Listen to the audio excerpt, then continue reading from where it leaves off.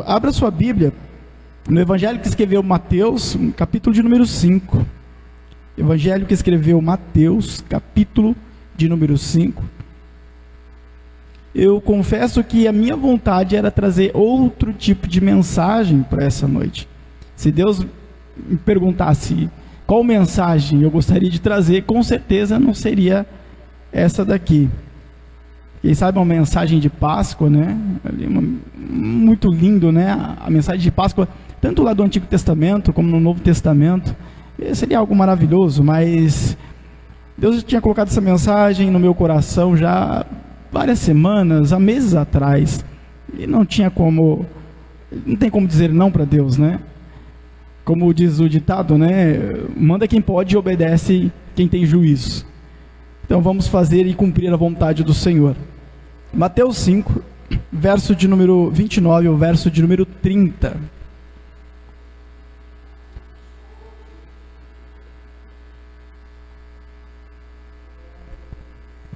Que diz assim: se o teu olho direito te faz tropeçar, arranca-o e lança-o de ti, pois te é melhor que se perca um dos teus membros, do que seja todo o teu corpo lançado no inferno. E se a tua mão direita te faz tropeçar, corta e lança de ti, pois te é melhor que se perca um dos teus membros, do que vá todo o teu corpo para o inferno. Este verso, ou estes dois versos, aqui que nós fizemos leitura, ele faz parte de um contexto que, se nós não nos atermos a um olhar clínico, aparentemente parece ser um tanto bagunçado, mas na verdade não é. Primeiro porque quem profere essas palavras é Jesus Cristo. E segundo, que quem escreve essas palavras é Mateus. E Mateus, ele era um homem estudado, diferente de Pedro, que era pescador. Mas ainda assim os escritos de Pedro são bons, porque Pedro, ele estava sendo usado pelo Espírito Santo. E o que nós encontramos aqui é parte da fala de Jesus. Jesus, ele falou muita coisa neste capítulo de número 5. Os irmãos sabem que costume da minha parte sempre colocar um tema para a mensagem que o Senhor sempre coloca em nosso coração. E o tema para essa mensagem é aprendendo com a hipérbole de Jesus. Por que hipérbole? Porque o que Jesus usa aqui é uma figura de linguagem que nos dias de hoje é conhecido como hipérbole. Ele traz algo de modo exagerado para trazer um ensinamento. Por exemplo, nos nossos dias nós utilizamos a hipérbole constantemente. Até nós cristãos, né? Se nós falarmos, o culto lá pegou fogo, não quer dizer que pegou fogo literalmente, né? Que tinha lá bombeiros apagando chamas da igreja, não. É uma maneira, uma força de expressão. Nós usamos de uma hipérbole, usamos algo exagerado para denotar uma outra coisa. Quando dizemos, né, as crianças pegaram fogo hoje, não quer dizer que elas estavam pegando fogo literalmente, tiveram queimaduras de 1º, 2º, 3º grau, não. Mas é a maneira de falar que elas estavam bem agitadas e bagunceiras. É hipérbole. Nós usamos uma linguagem de exagero para trazer alguma outra coisa que venha a ser entendido por aquele que está ouvindo. Ou quando nós estamos em um ambiente, ou fomos a algum lugar, e nós falamos, nossa, todo mundo estava lá, e não significa que todo mundo estava lá. Isso é impossível.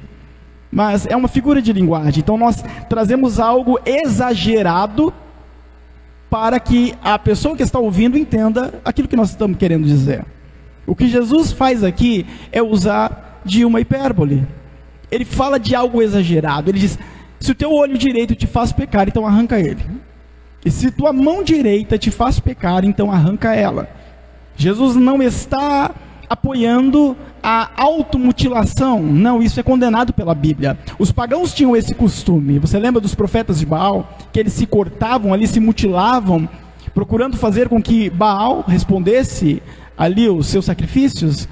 Então isso é um costume pagão, fora da vontade de Deus. Jesus, ele não está apoiando a automutilação, não.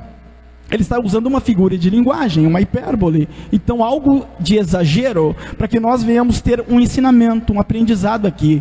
E venhamos entender aquilo que Jesus está querendo dizer ou ensinando através de suas palavras. E para discorrer este sermão, eu coloquei 3 perguntas. E a resposta para essas 3 perguntas compõe o corpo deste sermão. E a primeira pergunta é: por que o direito e não o esquerdo? Jesus diz: arranca o olho direito, arranca a mão direita. Por que Jesus não fala o esquerdo? Ele fala assim, o direito. E a segunda pergunta: qual o grande problema disso? E a terceira pergunta: como aplicamos isso em nossas vidas? Eu quero discorrer cada pergunta aqui, cada resposta, e através disso eu acredito que o Senhor vai falando com a igreja. Mas antes disso, nós temos que adentrar um pouco ao contexto e a entender aonde Jesus estava, com quem ele falava, quem era o público de Jesus, em que momento ou ocasião Jesus proferiu essas palavras. Existem palavras que vêm antes destes versos que nós lemos e versos que vêm posterior a eles. Jesus estava em Cafarnaum e ali Jesus decidiu subir a um monte para ensinar a palavra. Ali tinha muitas pessoas, seus discípulos estavam reunidos ali, procurando ouvir os ensinamentos de Jesus. Era uma grande multidão. E Jesus ele começa a citar, a proferir o que nós conhecemos como as bem-aventuranças. Este é o sermão das bem-aventuranças. Ele diz: bem-aventurados sois vós, quando por causa de meu nome fores perseguido, e por aí vai. E Jesus falando das bem-aventuranças, de repente Jesus ele converge para a justiça, para uma vida de justiça. E ele fala sobre o exemplo de sermos sal da terra, o exemplo de sermos luz do mundo.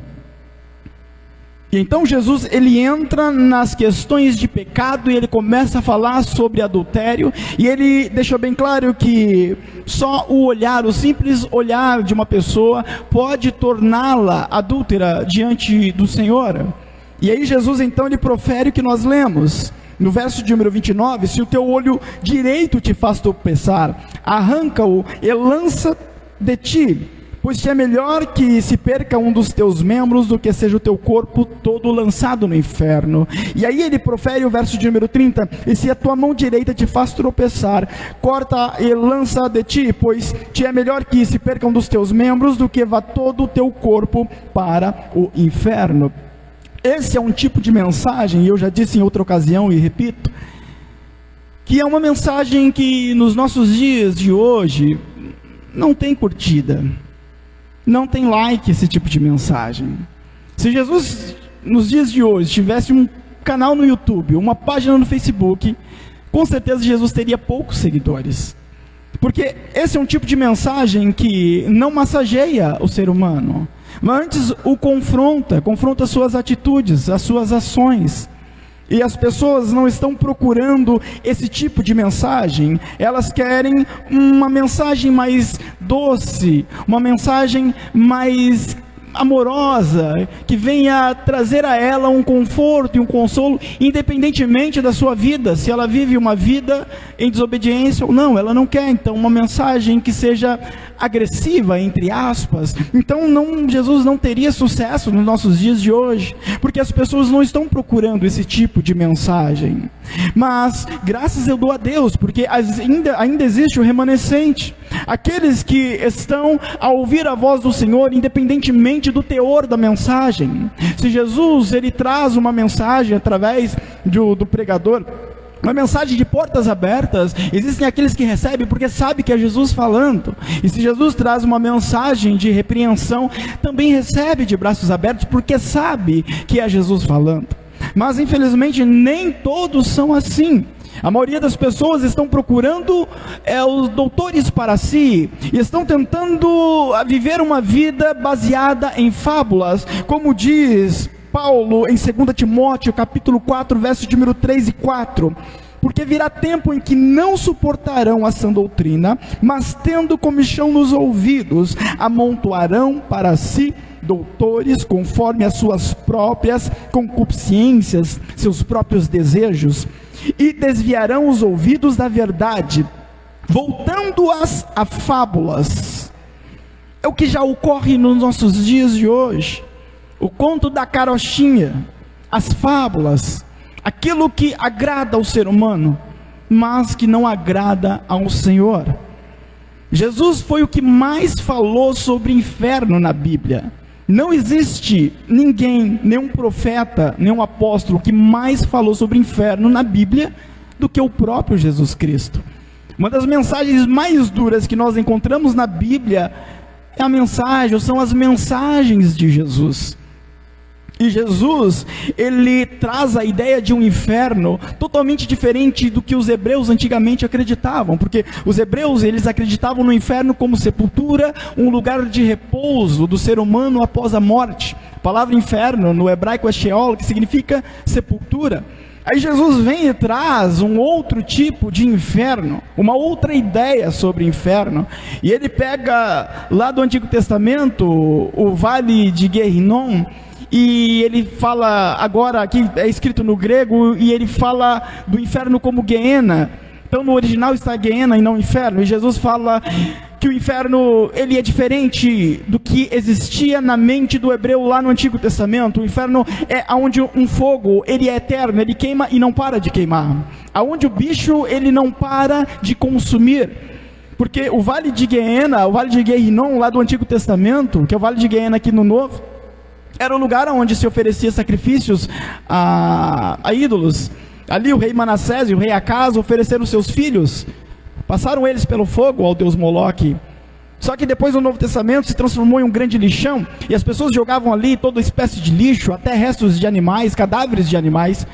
Então ali o bicho literalmente comia os cadáveres constantemente, porque ele sempre estava abastecendo aquele lixão. E o chorume fazia com que houvesse chamas e fogo ali constantemente. Então todo dia tinha fogo naquele lugar. Por isso Jesus, ele pega isso e explica, olha, o inferno é isso daqui. É um fogo que arde e não para, e um bicho que consome e ele não morre. Então as mensagens de Jesus, por mais que são mensagens de amor, também tinha o lado aonde nós precisamos nos converter ao Senhor para alcançarmos a nossa salvação.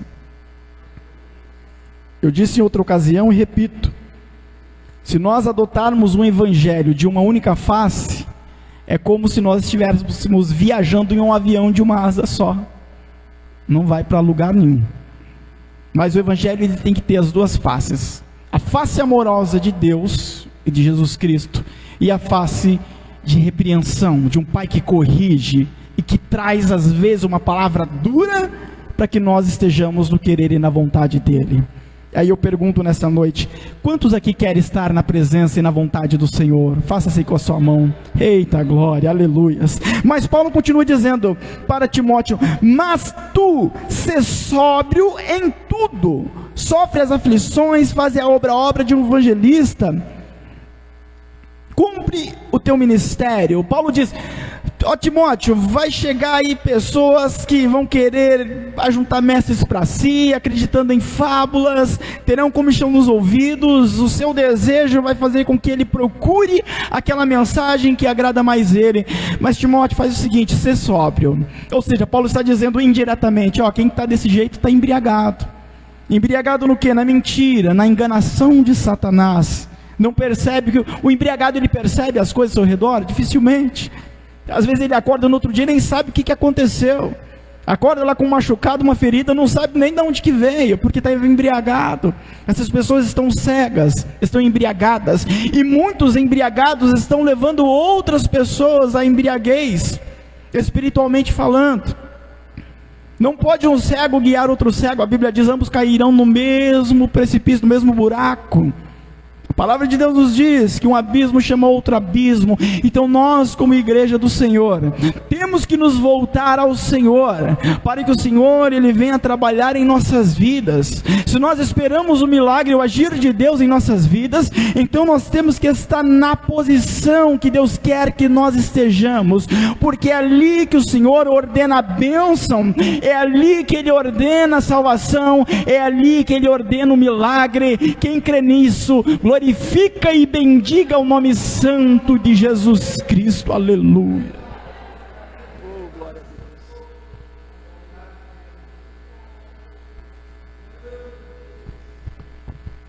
E a primeira pergunta é: por que direito e não esquerdo? Jesus não podia falar do olho esquerdo? Ele podia ter falado da mão esquerda? A impressão que dá é que Jesus falou aleatoriamente, assim, sem pensar. Ele podia ter falado do esquerdo, mas ele falou do direito e tanto faz. A impressão que dá é isso, mas para quem conhece e lê a Bíblia Sagrada, sabe que não é assim. Porque na Bíblia Sagrada nós encontramos por várias vezes, vários versos, desde lá do Antigo Testamento ao Novo, falando sobre o direito, o lado direito, a destra. Não é algo só que está ali por estar, não. Na sua Bíblia, na sua tradução, talvez não está escrito olho direito. Talvez você leu na sua tradução, não está escrito mão direita. Talvez está escrito só o teu olho, arranca o teu olho. Ou se só tua mão te faz pecar, arranca ela, mas não fala nada do direito, talvez. Em várias traduções não tem a palavra direito.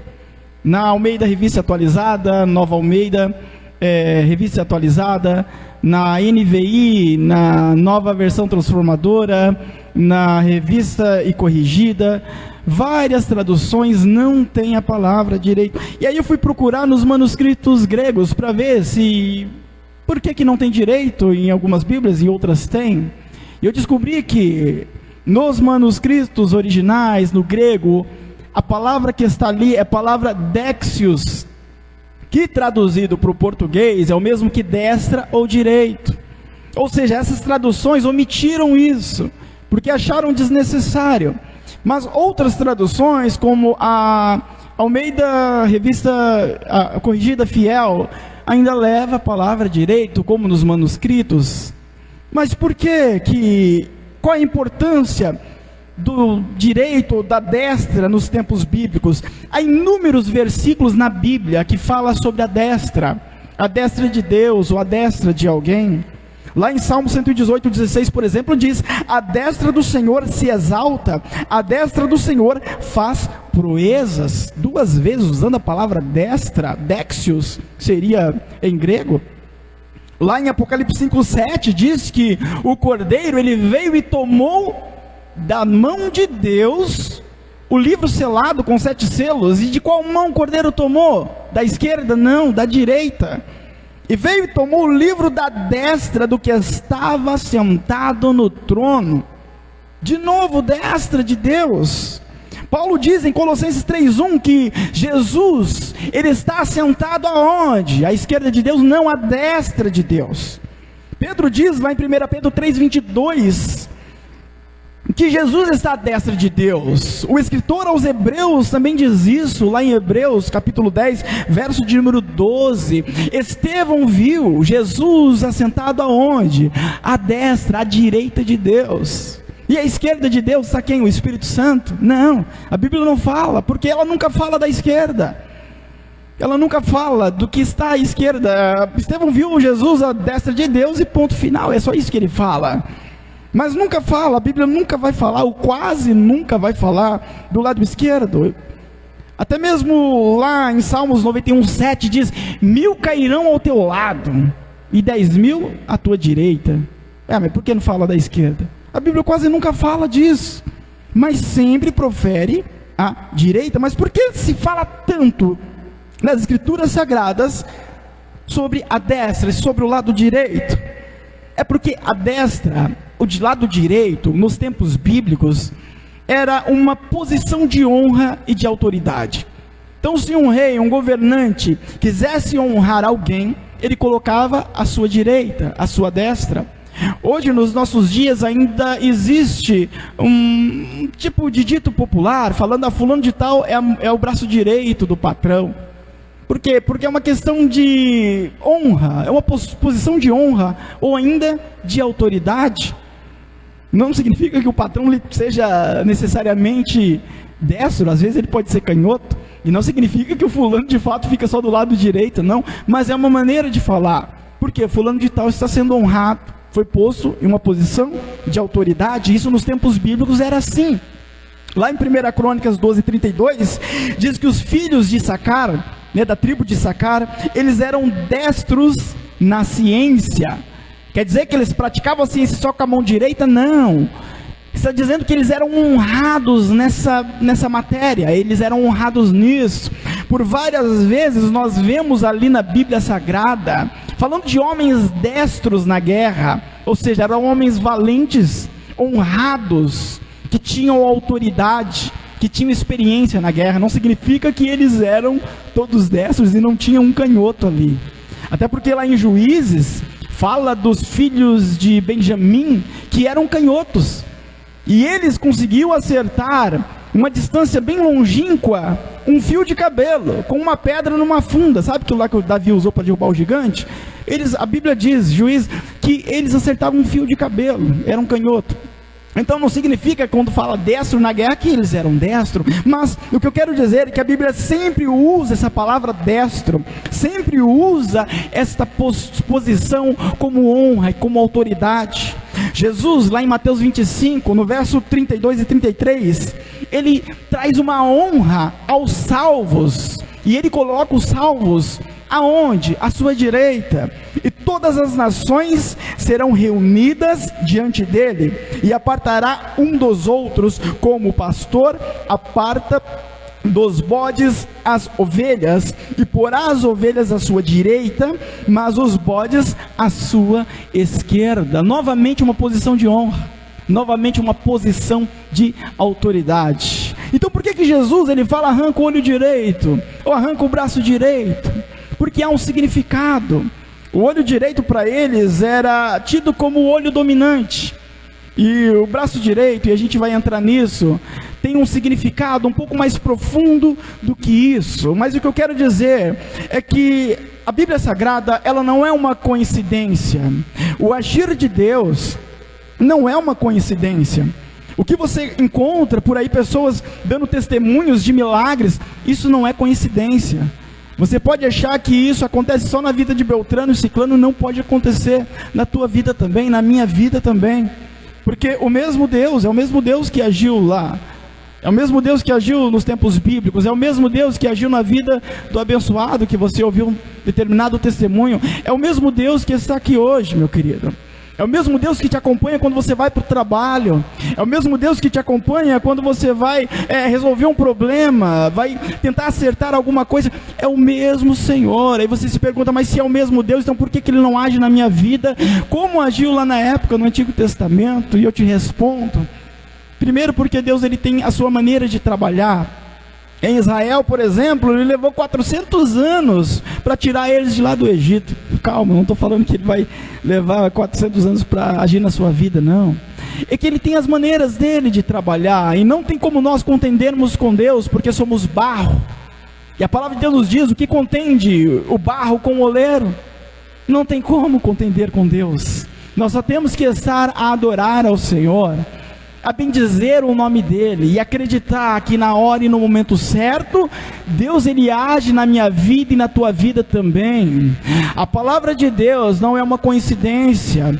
Os textos aqui são textos que nos traz vida, mas ele só surte efeito quando nós lemos e praticamos a palavra de Deus. Precisamos buscar na palavra, igreja. Precisamos viver ela. Os dias são maus, isso é bíblico. Satanás, ele continua sendo o mesmo Satanás que tentou Jesus, o mesmo Satanás que matou Abel ali, influenciando Caim, é o mesmo Satanás que fez com que Eva comesse do fruto, enganando ela. Ele não mudou. A Bíblia diz que ele é mais sábio do que Daniel. Não tem como nós desfigurarmos a autoridade e o poder que Satanás tem na enganação. Não tem como, de fato ele tem, mas muito mais poderoso é o nosso Senhor e o nosso Deus. Então enquanto nós estivermos na presença de Deus, Satanás ele pode fazer tudo o que ele quiser, mas ele cai por terra, porque ele já é vencido pelo Senhor. E nós, igreja, somos vencedores com Cristo, porque ele nos comprou e outorgou a nós a vitória. Levanta a sua mão e glorifique glorifique a Deus, aleluia, oh, glórias a Deus. Nada pode parar diante de você. Se você colocar Deus à sua frente, nada vai conseguir subsistir diante de você. E quando eu digo colocar Deus, não é empurrar Deus, falar, Deus, entra aí, não. É clamar ao Senhor, joelho no chão, boca no pó, clamar a Deus, com o coração contrito, voltado ao Senhor e pedir misericórdia, Senhor, por favor me ajude, se coloca na minha frente, o Senhor Deus, Ele faz o milagre, amém?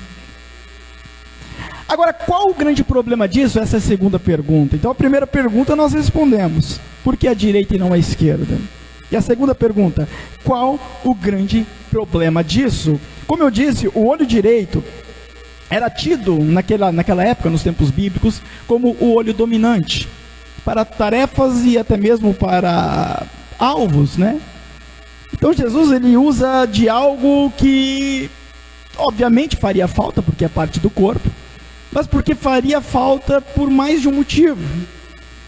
Só que quando fala da destra, ou aliás, da mão direita, as coisas vão um pouco mais além disso. Porque a mão direita, para eles naquele tempo, na cultura ali do Oriente Médio, nos tempos bíblicos, ela tinha um grande papel na comunhão, diferente da nossa cultura hoje. É lógico, para qualquer um de nós, a mão direita vai fazer muita falta, mas para eles não fazia falta só porque faltou a mão direita para pegar coisas e fazer algum trabalho, não. Mas isso acabava atingindo também a comunhão, a intimidade e a proximidade. Porque a mão direita era a mão que eles usavam, e ainda hoje no Oriente Médio assim, para se alimentar. Diferente da nossa cultura, como eu disse, porque nós nos alimentamos com talheres, eles não, eles comiam com a mão, e ainda tem países lá que comem com a mão. Ainda estão nesse costume. Aí você pode achar que é nojento, para eles não, na mente deles é diferente. Nojento é o que a gente faz. Porque eles falam, não, a minha mão, eu sei por onde ela passou, eu sei o nível de higienização que ela tem, porque eu que estou cuidando dela, eu sei como que ela está. Agora, os talheres, eu não sei.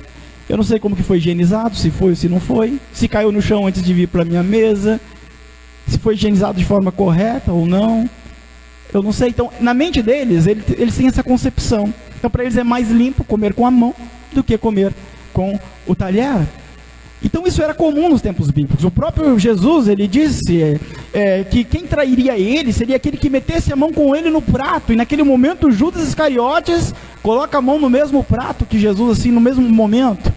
E então foi revelado que ele seria o traidor, porque era comum comer no mesmo prato, utilizando o quê? A mão. E a mão direita era utilizada para isso, enquanto a mão esquerda geralmente era utilizada para higiene. Quando Jesus ele está à porta, lá em Apocalipse 3:20, ele diz, eis que estou à porta e bato, se alguém ouvir a minha voz e abrir a porta, entrarei em sua casa e com ele cearei, e ele comigo. Jesus ele está falando sobre o quê? Sobre intimidade.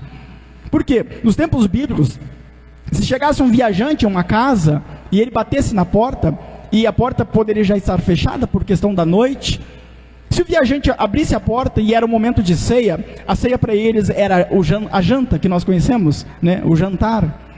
E se a pessoa abrisse, seria motivo para que aquela pessoa que estava batendo a porta entrasse e comesse com o dono da casa, o anfitrião. Aí Jesus ele vem e usa isso como referência. E fala, ele está dizendo assim, ó, como um viajante que está andando na sua vila e de repente bate na sua porta, se você abre, obviamente você está querendo que ele entre, então você vai cear com ele. Se isso acontecer comigo, eu ceio com você, e você comigo, ou seja, nós teremos comunhão naquele momento. E o comer no mesmo prato era sinônimo de comunhão para eles. Tanto é que em alguns países lá, se você rejeitar isso, fica feio para você. E você tem que comer no mesmo prato, com a mão. Porque faz parte da cultura deles. E é disso que Jesus está falando, de intimidade, de comunhão. Se você abrir, eu terei comunhão com você. Eu terei intimidade com você. Agora, imagina o camarada bate a sua porta. E lá, nos tempos bíblicos, a hospitalidade era incrível. O povo judeu, o povo de Israel, sempre foi grandemente hospitaleiro, grandemente. Você lembra lá do Antigo Testamento, na época de Ló, quando Ló recebe os 2 anjos? Ló não sabia que eram 2 anjos, ele achava que eram 2 homens normais. E o que ele diz? Quando vem ali a grande turba ali de Sodoma e Gomorra, né? Traz para cá esses homens para que nós possamos conhecê-los. E Ló, ele sai à porta e fala, não faça nada de mal a esses 2 homens aqui. Se quiser as minhas filhas aqui, eu tenho 2 filhas virgens, olha só. Ele ofereceu as filhas dele para que não fizessem mal contra aqueles 2 homens. Por quê? Por causa da cultura deles. É hospitalidade, colocou alguém debaixo do seu teto, você tinha que proteger. Fazia parte da cultura deles. Então ele daria as suas 2 filhas, mas não permitiria que fizesse algo contra aqueles homens. Ló não sabia que era anjo. Se ele soubesse, ele falava para os anjos, faz alguma coisa, porque o anjo tem poder e tudo mais. Então, mas não, Ló pensava que eram seres humanos normais. Aí nós conhecemos a história, né? Os anjos saem, estende a mão, todo mundo fica cego. Aí conhecemos toda a história. Mas a hospitalidade ali sempre foi grande. Então, agora imagina alguém batendo na sua porta. Você abre, é hora do jantar, você é hospitaleiro, faz parte da sua cultura, você mora lá e de repente o camarada não tem a mão direita, ele só tem a esquerda. Era difícil, porque com a direita se usa para alimento e a esquerda para higiene, e ele comeria no mesmo prato que você. Uma pessoa sem a mão direita era uma pessoa excomungada, ninguém queria se alimentar com ela. Ninguém queria ter um momento de comunhão com ela, porque ela usou a mesma mão para se limpar, e é a mesma mão que ela vai usar para comer. Por isso, em alguns países ali, se pegasse alguém roubando, eles cortavam a mão direita, para que essa pessoa perdesse a comunhão, fosse uma pessoa extinguida ali, jogada ao canto. Então, quando Jesus ele fala sobre cortar a mão direita, eu sei, é óbvio que é ruim perder qualquer parte do corpo, isso é óbvio. Não estou menosprezando isso, mas estou querendo dizer que o significado disso é um pouquinho mais além, e mais problemático ainda para o povo judeu, porque eles perderiam a comunhão, não teria mais a comunhão com seu familiar, com seus pais, com seus irmãos, estaria agora jogado aos cantos, ninguém ia querer se alimentar com ele, ninguém queria ter comunhão com ele. Jesus está falando de algo que faria falta, não só no sentido físico, mas também no sentido social. Então a palavra de Cristo, ela era dura e aparentemente machucativa. A palavra de Deus, ela penetra na nossa ferida, e às vezes dói porque nós já estamos feridos. Mas ela não penetra para te causar mais dor, ela penetra para nos curar. É como uma injeção, né? Uma vacina, dói no começo, mas o composto que está ali dentro vai fazer bem para você, para a sua saúde. Assim é a palavra de Deus para nós. Então às vezes ela corta e machuca, sim, de fato. Raça de víboras, como João Batista falou, é duro de ouvir. Quando Jesus ele falava de si mesmo como sendo o pão que desceu do céu, o pessoal falou, eu vou embora. Não, essa palavra é dura demais, é muito pesada, quem é que aguenta um sermão desse? Aí Jesus olha para os discípulos e fala para eles, vocês não querem ir também com eles? E eles falam, não, Jesus, só o Senhor tens a palavra de vida eterna, aleluias, glórias a Deus. É por isso que nós não estamos a fazer e cumprir vontade de homem, amados. Não é esse o nosso papel. Não é esse o papel dos nossos obreiros aqui, da nossa igreja, dos nossos pastores, os irmãos e irmãs que ministram a palavra. Não é cumprir a vontade do ser humano. Não é trazer uma mensagem que todos venham aplaudir e falar, nossa, que gostoso de ouvir. Não, mas é cumprir a vontade do Senhor.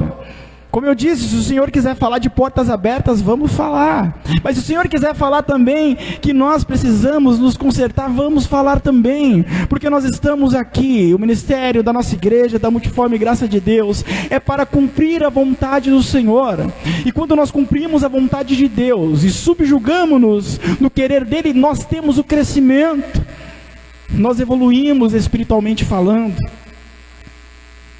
Nós estamos caminhando uma única rota, que é o que? Para o reino celestial.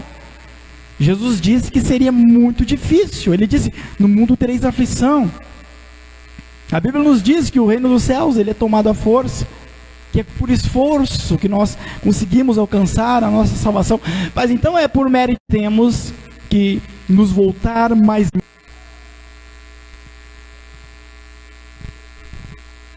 Aí partimos para a terceira pergunta. Como que nós aplicamos isso então em nossas vidas? Aí que chega o momento mais difícil, né? Ouvir a palavra de Deus, dependendo da mensagem, como aquela de Jesus, como o pão que desceu do céu, pode ser difícil. Agora imagina aplicar ela. Aí é um pouco mais difícil. Nicodemos teve dificuldade de entender o que era o nascer de novo. Imagina como ele aplicaria isso se ele não entendesse a mensagem. Então Jesus explicou para ele. Nós não temos aqui Jesus em carne para explicar, mas nós temos o Espírito Santo dentro de nós. Ele nos dá o discernimento e o ensinamento da palavra. Então não há desculpa. Eu já vi pessoas falando, eu não leio a Bíblia porque eu não entendo. Mas não é você que vai fazer com que você propriamente entenda ela, mas é o Espírito Santo. E tudo isso vem o quê? Do esforço. Tem que ser uma constância. Tem que ter constância. A meditação na palavra. A Bíblia diz que aquele que medita, né, na lei do Senhor, de dia e de noite, é bem-aventurado. Nós temos que meditar na palavra de Deus. Os judeus, eles amarravam uma caixinha aqui no pulso, ou ainda na testa, era chamado de filactérios na Bíblia, né? E essa caixinha continha ali parte dos mandamentos, porque toda vez que ele estivesse ali fazendo algum serviço, aquela caixinha no seu pulso, ele lembrava, não matarás, não adulterarás. Então ele colocava isso, ou às vezes na testa, para que ele lembrasse constantemente e meditasse na lei do Senhor. Então eles levavam a sério na palavra, na lei do Senhor, medita de dia e de noite. Eles meditavam através disso, era um lembrete para eles. Às vezes nós temos tantos aplicativos no celular, né? 1 ou 2 é bíblico, 1 ou 2 é da palavra de Deus, os outros já não é. Não estou falando que é pecado, meu querido. Depende de como a gente usa, né? Os aplicativos que a gente tem. O bem da verdade é que nós, às vezes, colocamos mais tempo em coisas seculares do que nas coisas do Senhor. Não podemos deixar de viver a nossa vida secular, mas não podemos esquecer da nossa vida espiritual, porque é isso que mais conta. E como nós aplicamos esta palavra de Jesus em nossas vidas? O primeiro ponto que eu queria abordar é radicalizando as nossas decisões. E é difícil. É uma palavra, uma pregação que serve para mim também, é óbvio. Ou você acha que ministrando a palavra aqui, a palavra só é para a igreja? Não. Primeiramente é para aquele que está pregando. Ele está sendo repreendido primeiro. A mensagem passa pelo pregador, ele é repreendido, ele é apontado, os seus pecados são confrontados, é tudo com ele primeiro, e depois vai sendo transmitido à igreja. O pregador não escapa disso não, meu querido. Você acha que porque prega, tem pessoas que pregam muito sobre santidade, né, e é o estilo da pessoa, né, o respeito. Você acha que a pessoa é mais santa do que a gente? Não, é porque Deus usa ela daquela maneira, e ela também está recebendo a mesma palavra, e se ela não aplicar aquela mesma palavra que ela está pregando, naquele dia, ela não entra no reino. É a mesma coisa. Então ninguém está longe disso. Não é o lugar que você senta que te diz se você é mais santo ou não. Isso não muda. Eu poderia estar ali, poderia estar lá, acolá, ou em outra igreja, isso não muda nada. A minha vida com Deus, ela tem que estar baseada na Bíblia, na palavra do Senhor. Radicalizando as nossas decisões, vamos dar um exemplo? Eu não sei, quem sabe, sei lá, redes sociais. Se as redes sociais te fazem pecar, o que Jesus diz? Arranca o teu olho e joga para longe de ti, é uma hipérbole. Exclui as redes sociais se está te fazendo pecar. Ou pega seu aparelho e vende ele. Ou quebra o seu aparelho. É disso que Jesus está falando. Mas irmão, eu vou precisar muito dele. É arrancar o olho direito, é arrancar a mão direita. Vai te fazer muita falta também uma mão direita. E para o povo judeu, um pouquinho mais, porque eles não teriam mais comunhão. É radical demais. A mensagem de Jesus é muito agressiva. Mas Jesus, ele está colocando em pauta, ou na mesma balança, o reino celestial. Qual que pesa mais para você? O reino celestial ou a mão direita? O reino celestial é mais pesado, ele é mais valorizado, ele tem que ser, pelo menos. Agora, se você valorizar mais a mão direita, então o reino celestial vai ficar muito leve na sua balança e você vai preferir ficar com a mão direita. Você vai preferir ficar com as redes sociais, por exemplo. É pecado, irmão, usar redes sociais? Depende. Pode ser que sim, pode ser que não. Cada um usa de uma maneira. Mas você sabe se te faz pecar. E se te faz pecar, então exclui. Deleta a sua conta e pronto. Joga o seu aparelho para longe de ti, quebra ele e vende, é arrancar o olho direito. Irmão, você falando uma coisa muito... Mas arrancar o olho direito também não é. Arrancar a mão direita também não é. É. Então radicalizar as nossas decisões. Porque nós, às vezes, amados, nós pecamos como gente grande, mas nós nos arrependemos como meninos. E continuamos passando a mão nas nossas ações e dizemos, não, eu nasci desse jeito mesmo. E não, eu não consigo mesmo. Ou ainda, às vezes, falando, não, Jesus, eu quero mudar. Mas não toma a atitude, a decisão de verdadeiramente mudar. Não radicaliza a decisão. Ah, Jesus, as redes sociais me fazem pecar, Jesus. Eu tento não pecar, mas o pessoal posta essas coisas aqui, eu não aguento. Então exclui, meu querido. Joga para longe de ti, arranca a mão direita, é isso que Jesus está falando.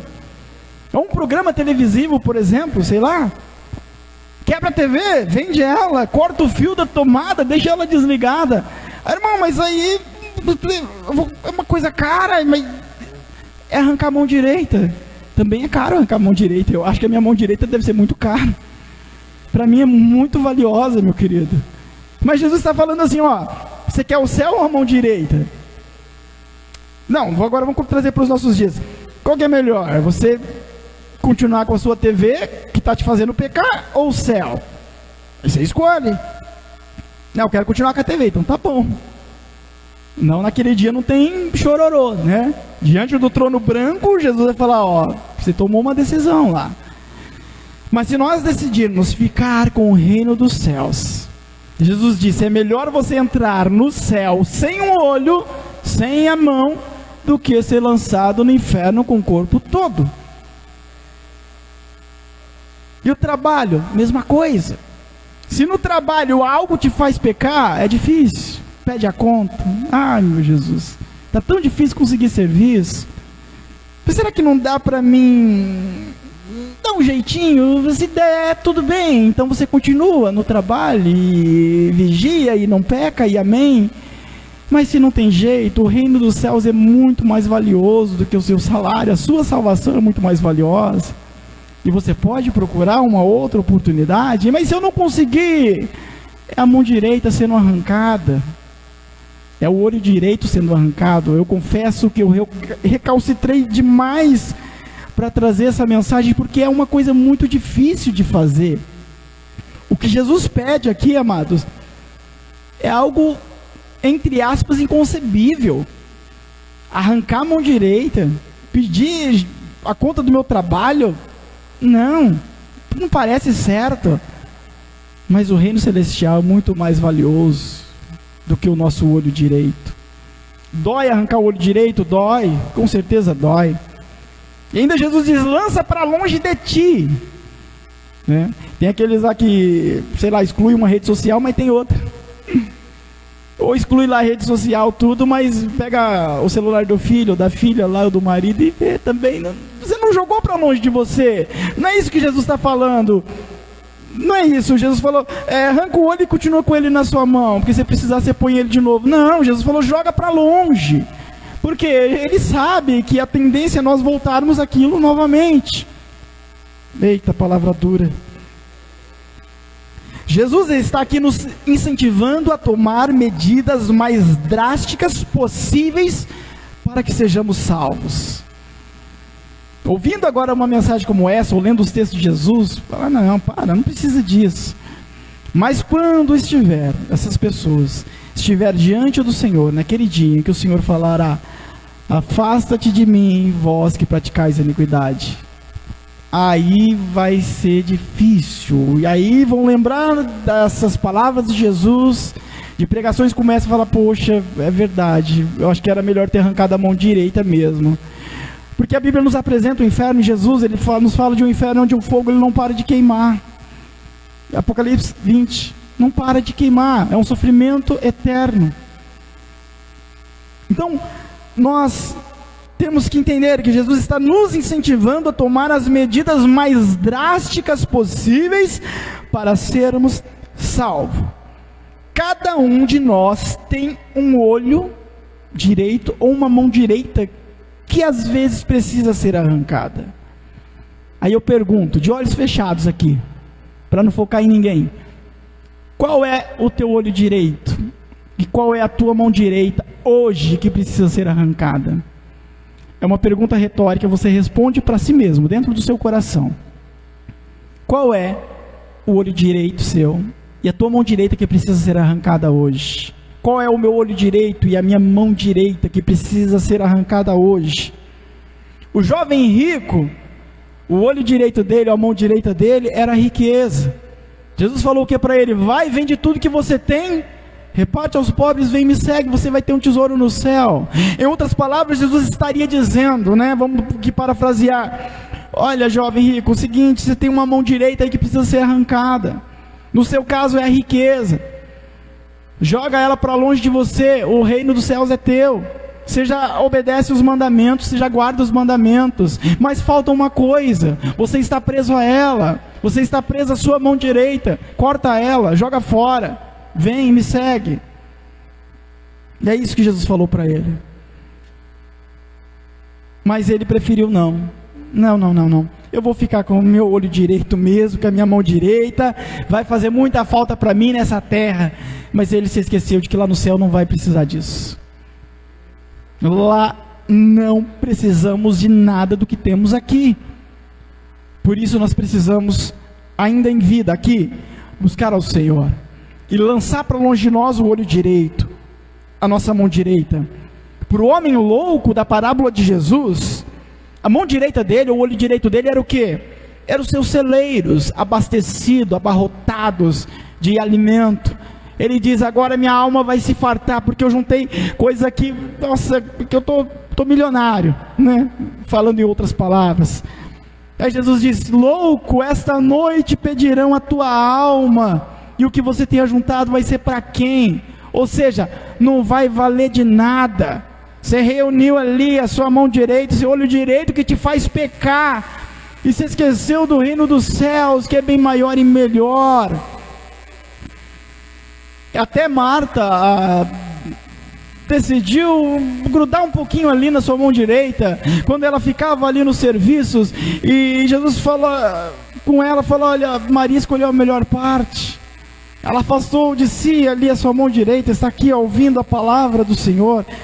Irmão, então eu não preciso mais fazer serviço cotidiano, não é isso que Jesus está falando. Jesus está falando do que você está dando mais atenção, do que você está valorizando mais. Isso vai se tornar a tua mão direita, isso que te faz pecar e agir contra Deus. Qual era a mão direita dos fariseus? Era a sua religiosidade. Eles estavam tão apegados à sua religiosidade que eles não entravam no céu e não deixavam ninguém entrar. Jesus disse isso.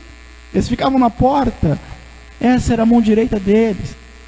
Joga para longe a sua religiosidade. Jesus estaria dizendo aqui em outras palavras. Todos aqueles que ouviram esta mensagem, se abriu o coração, eles entenderam, opa, peraí, não é minha mão direita física que é para me jogar fora, é minha mão direita no sentido figurado, é algo na minha vida que vai me fazer e me faz muita falta, mas que me lança para longe de Deus, e que eu preciso é estar perto do Senhor. Então, eu preciso jogar para longe de mim a minha mão direita. Qual é o seu olho direito, sua mão direita? Aí eu pergunto, de novo de olhos fechados, para não focar em ninguém. Será que você está disposto a jogar para longe de você a sua mão direita hoje? Será que eu estou disposto a arrancar meu olho direito e jogar para longe de mim hoje? Nessa noite o Senhor pergunta ao nosso coração, Você está disposto a jogar para longe de ti, de si próprio, a sua mão direita, o seu olho esquerdo? Se você não está, eu não te condeno, porque somos seres humanos e somos falhos. Mas se você está disposto, então nessa noite, renda-se mais uma vez aos pés do Senhor. Vamos nos arrepender dos nossos pecados e a pedir para que Deus nos ajude, porque cortar a mão direita não é fácil. Arrancar o olho direito não é fácil. E Jesus, ele não está falando que ele vai arrancar para você. Não, não. Jesus não disse, olha, se o teu olho direito te faz pecar, deixa eu arrancar para você. Não é isso que Jesus disse. Jesus disse, você tem que arrancar e você que tem que jogar. Ele te deu autoridade, sabedoria e entendimento para isso. Você sabe o que é, eu não sei. Eu sei de mim. Você sabe de você. Ele não vai fazer isso para você. Você que tem que fazer. Mas ele não vai me ajudar? Com certeza vai. Ele não vai pedir para você fazer algo que você não possa. E se você tiver dificuldade, com certeza ele vai te ajudar. Mas a iniciativa tem que partir de nós. É igual um drogado no centro de reabilitação. Se não partir dele, provavelmente ele volta às drogas. Mas se partir dele, aquele desejo de fato de se livrar das drogas, a probabilidade dele voltar é bem menor. E qual é a nossa decisão? Esperar Jesus descer do céu com uma lâmina e arrancar a nossa mão direita? Eu falo isso de espiritual, tá? Ou é nós mesmos tomarmos a atitude e começarmos hoje? É difícil, mas eu posso dizer biblicamente, coloque-se de pé nesse momento, em nome de Jesus. Eu posso dizer biblicamente que você não vai se arrepender se você, espiritualmente falando, tem que frisar bem isso, né? Arrancar a sua mão direita, seu olho direito e jogar para longe de você. Você não vai se arrepender. Naquele dia, você não vai se arrepender. Você vai olhar e vai falar, valeu a pena arrancar a minha mão direita e jogar para longe de mim. Valeu a pena arrancar o meu olho direito. Valeu a pena. Porque você vai estar para sempre com o Senhor. Veremos a face de Jesus como Ele é, aleluias. Estaremos em ruas de ouro, em uma cidade gloriosa. Estaremos em um lugar onde o fruto da vida, você pode pegar e se alimentar dele a qualquer momento. Lá não há dor, lá não há tristeza, lá não há rancor, não há mágoa. É um lugar perfeito. Jesus falou, na casa de meu pai há muitas moradas. Jesus, ele caracterizou nós, os salvos, como noiva, e a si mesmo como noivo. Lembra que Jesus, ele pega a cultura judaica e traz como figura para ensinamento. Do mesmo jeito que nos tempos bíblicos, o noivo tinha o papel de ir buscar a noiva e levar ela para a casa do pai, aonde era concretizado as bodas. Assim também Jesus vem buscar a nós, a sua igreja. Ele vem como noivo buscar a sua noiva e nos levará para a casa do pai, onde há muitas moradas, aonde será realizada as bodas do Cordeiro. Bendito, exaltado seja Deus, aleluias. E nos tempos bíblicos a noiva deveria estar ataviada como noiva, senão não tinha casamento. Era uma lei cerimonial. Então nós, como noiva de Cristo, temos que estar ataviadas, temos que estar com as vestes lavadas e remidas no sangue de Jesus, vestes brancas, vestes santas, sem o olho direito, sem a mão direita, mas confiantes de que Cristo Jesus está para arrebatar a sua igreja. Quantos creem nisso? Bendiga e exalte ao nome santo de Jesus, aleluia. Senhor Deus, te agradecemos, Pai, por esta palavra, que é dura, Senhor, difícil de engolir, Senhor, é difícil, Senhor Jesus, de colocarmos em prática, mas o Senhor não pediria para nós algo que fosse impossível. Então eu te peço, Deus, me ajude, Senhor, porque eu quero arrancar a minha mão direita, o meu olho direito, espiritualmente falando, e lançar para longe de mim, Senhor, para que eu possa entrar no teu reino, para que eu possa entrar na cidade santa pelas portas, ó Deus, para receber aquilo que o Senhor preparou para a minha vida, para a minha alma. Abençoe a tua igreja nessa noite, ó Pai, e manifesta em nós, ó Deus, da tua infinita misericórdia, para a honra e glória do teu nome. Amém. E as palmas louve e adore ao Senhor Jesus. Glória a Deus.